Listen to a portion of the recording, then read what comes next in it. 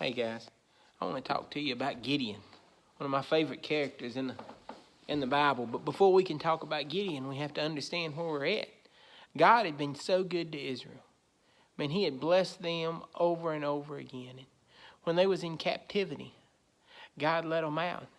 He freed them from their bondage. He freed them from where they was. He looked after them, took care of them. He met their needs every single time. When we get down to Judges chapter 6, starting in verse 1, it says, "Then the sons of Israel did what was evil in the sight of the Lord." You know, one of the things I love about the Old Testament is Israel is a mirror image of the way we are. God is so good to us. He blesses us over and over and over again. When we see God's blessing, we see God's handiwork. We see God manifest in things that are happening around us. We see Him. We know He's there. We're in His presence. We know that. Then we chase after something else. Then we let something come in between us. Then we start coveting something that we shouldn't be coveting. We start chasing after things that we shouldn't be chasing after. Even though we've seen God, even though we've seen His blessings, even though we're aware of how good He is, we choose to do evil in the sight of the Lord. That's what Israel did. They're an example for us. Look, it says that the sons of Israel did what was evil in the sight of the Lord, and the Lord gave them into the hands of Midian for 7 years. The power of Midian prevailed against Israel, because Midian and the sons of Israel made for themselves dens in which were in the mountains and the caves and the strongholds. Look, they were so scared, it says that they was living up in the caves. Because of Midian, they was hiding out in caves. They was living like foxes. They was living like animals, hiding from these Midianites.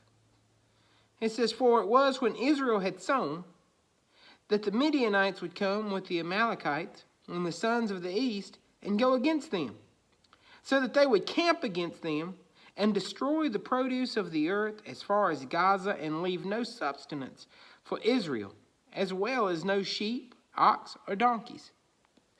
So Israel would plant their garden, and these guys would come and take it. Man, they would destroy it.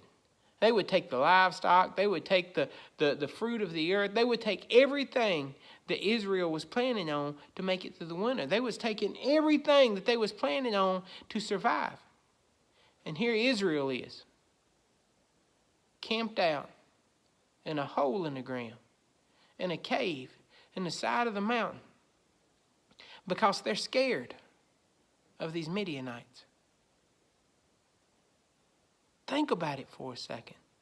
The God of the universe, the creator of all things, the one that spoke it into existence, fought for them, delivered them. They had seen Him. It tells us that when they left Egypt, that God would go before them as a pillar of fire and behind them as a pillar of smoke. They seen God's presence when Moses would come down from the mountain and he was glowing. They heard Him when the 10 Commandments was given, and the thunder and the lightning. And yet, because of the enemy, they're hiding in caves and living in fear. So many of us today are doing the exact same thing. We read our Bible, we pray, we talk to God,